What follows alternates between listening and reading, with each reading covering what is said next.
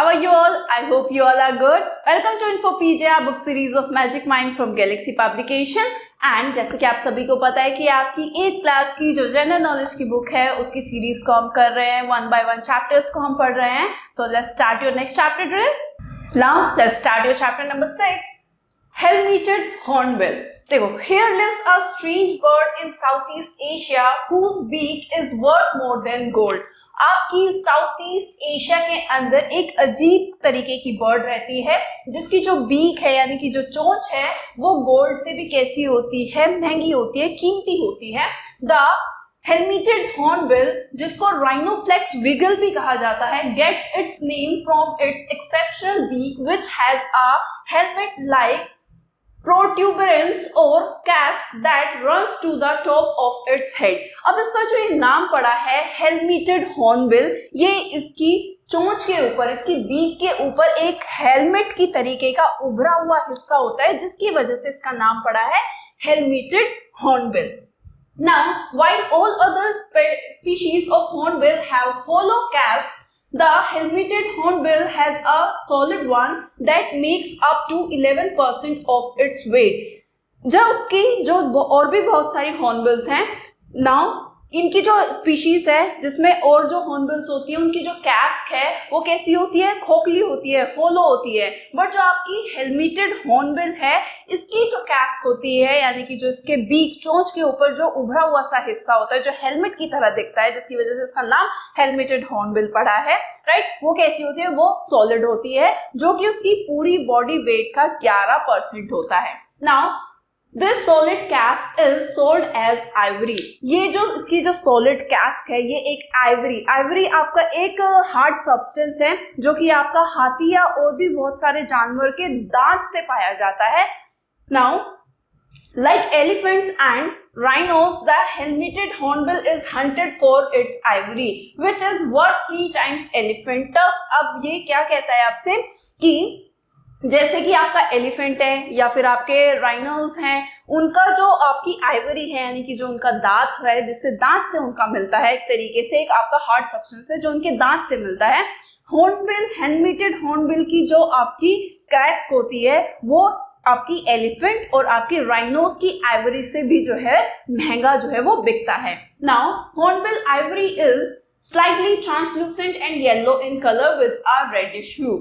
Hornbill की जो Ivory होती है वो थोड़ी सी ट्रांसलूसेंट होती है यानी कि थोड़ी सी पारदर्शी होती है एंड येलो कलर की होती है. It's yellow in colour with a reddish hue और उसमें थोड़ी सी लाल कलर की झलक भी दिखाई पड़ती है.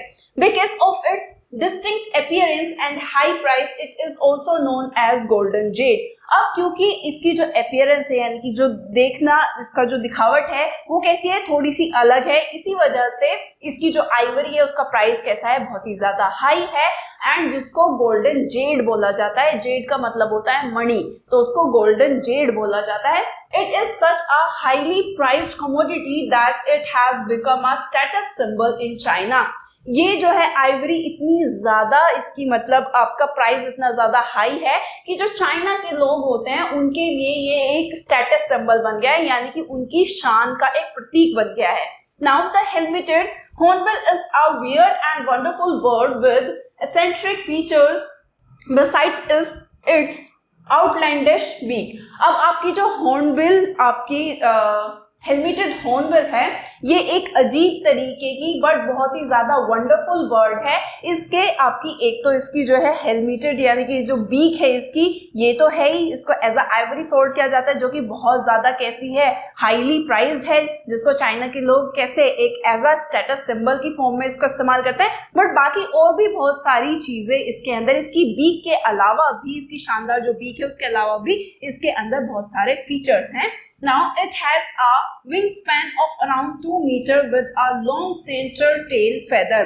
इसकी जो विंग्स हैं वो आपके 2 मीटर तक जो है फैल सकते हैं, जिसमें से जो बीच वाला है, जो सेंटर वाला जो है वो सबसे कैसा होता है, लंबा होता है पंख. Now it also has a distinct patch of smooth skin in front of its neck which is red on the males and greenish blue on female. इसके ऊपर आपका पैचेस भी होते हैं, डिफरेंट डिफरेंट तरीके के पैचेस होते हैं। इनकी स्मूथ स्किन यानी इनकी जो नेक होती है, इसकी जो स्मूथ स्किन होती है, इसके ऊपर पैचेस होते हैं, जिसमें जो मेल्स होते हैं उनके तो रेड पैचेस होते हैं आपकी नेक पे, एंड जो आपकी फीमेल हॉर्नबिल्स होती हैं उनके जो पैचेस होते हैं वो कैसे होते हैं, कलर में ग्रीनिश ब्लू कलर के होते हैं। The hornbill is a shy bird because it has been hunted for so long. आपकी जो हॉर्नबिल है, हॉर्नबिल जो आपकी बर्ड है, इसको जो है क्योंकि क्या किया जा रहा है, इसका शिकार किया जा रहा है, इसकी जो बीक है वो बहुत ज्यादा कैसी है, आपकी कीमती है, तो इसका जो है इलीगल तरीके से इसकी हंटिंग पोचिंग इसकी की जाती है ना, जिसकी वजह से धीरे धीरे क्या होती जा रही है, खत्म होती जा रही है। It's peculiar call are frequently heard in the forest of Sumatra and Borneo, but it is rarely sighted. इसकी जो आवाज है वो आपका सुमात्रा और आपके बोर्नियो फॉरेस्ट जंगलों में जो है सुनाई पड़ती है, लेकिन ये दिखाई नहीं देती। बहुत ही रेयरली है कि किसी ने इसको देखा होता है, बहुत ही रेयर दिखाई देती है, बट इसकी जो आवाज है वो आपके सुमात्रा और आपके बोर्नियो के जंगलों में सुनाई देती है।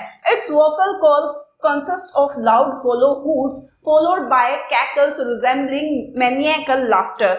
इसकी जो आवाज होती है, जो जंगलों में इसकी आवाज गूंज रही होती है, उसमें कुछ हूट्स की तरह आपकी जो है जंगलों में आवाज सुनाई देती है, जो कि आपकी कैसी एक कैकल क्या होता है कि कुछ एक तरीके से हंसना, जैसे पागलों वाली हंसी होती है ना, ये से बोला गया है इसके अंदर। मैनिएकल क्या होता है, पागल, जैसे पागलों कहते हैं ना, कोई हंस रहा होता है तो उसको बोलते हैं कि क्या पागलों की तरह हंस रहा है, तो कुछ उस तरीके की इसकी हंसी होती है जो वहां के फॉरेस्ट में सुनाई पड़ती है। Now the ecological significance of helmeted hornbills is evident in their local nicknames farmer of the forest. अब आपकी जो helmeted hornbill है, इसका significance इतना ज्यादा है आपका इकोसिस्टम के अंदर, इकोलॉजिकली इतनी ज्यादा महत्वपूर्ण है कि इसको जो है farmers of the forest nickname दिया गया है।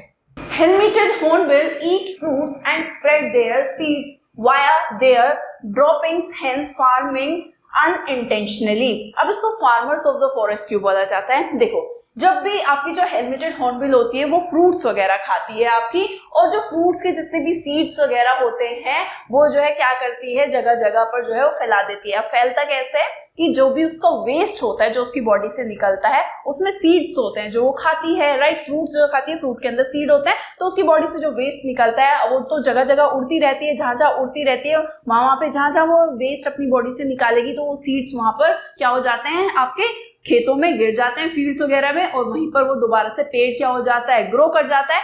इसी वजह से यही रीजन है कि इसको जो है क्या बोला जाता है, फार्मर्स ऑफ द फॉरेस्ट भी कहा जाता है। ये निकनेम इसको दे दिया गया है। Even though trading in hornbill ivory is illegal, these hornbills are still haunted for it. अब जो हॉर्नबिल की जो आपकी आइवरी है, उसको जो है हंटिंग उसकी या उसकी जो ट्रेडिंग है, यानी कि उसका जो है बेचना या व्यापार करना, वो कैसा है, इलीगल है, लेकिन फिर भी इसको जो है क्या किया जाता है, हंट किया जाता है, इसका शिकार जो है वो किया जाता है। According to recent investigations, illegal trade of hornbill ivory in the black market has increased in the past few years. Investigation करके ये पता चला है कि आपके लास्ट फ्यू इयर्स में देखा जाए तो इसकी जो इलीगल ट्रेडिंग है, यानी कि आइवरी, हॉर्नबिल आइवरी की जो इलीगल तरीके से, गैर कानूनी तरीके से जो इसका व्यापार किया जाता है, जो ट्रेडिंग की जाती है, वो कैसी हुई है, उसकी तादाद जो है वो बढ़ी है। The hunting pressure along with habitat loss has led to a reasonable decline in its population. अब क्योंकि इसकी हंटिंग जो है वो क्या होती जा रही है, इंक्रीज होती जा रही है, इलीगल तरीके से इसका शिकार किया जा रहा है, तो इसकी जो पॉपुलेशन है वो भी धीरे धीरे क्या होती जा रही है, कम होती जा रही है। The helmeted hornbill is currently considered near threatened, और अब ये इतनी ज्यादा इसकी पॉपुलेशन कम हो चुकी है कि इसको जो है, इसको जान को जो है खतरा हो चुका है। अगर इसको नहीं रोका गया तो ये एक टाइम पे क्या होगा, ये एक्सटेंट हो जाएगी, ये पूरी तरीके से क्या हो जाएगी, विलुप्त हो जाएगी। So yeah, that's all about this chapter. I hope ये चैप्टर आपका अच्छे से क्लियर हो गया होगा। I hope you like this video. That's all for today and thank you for watching.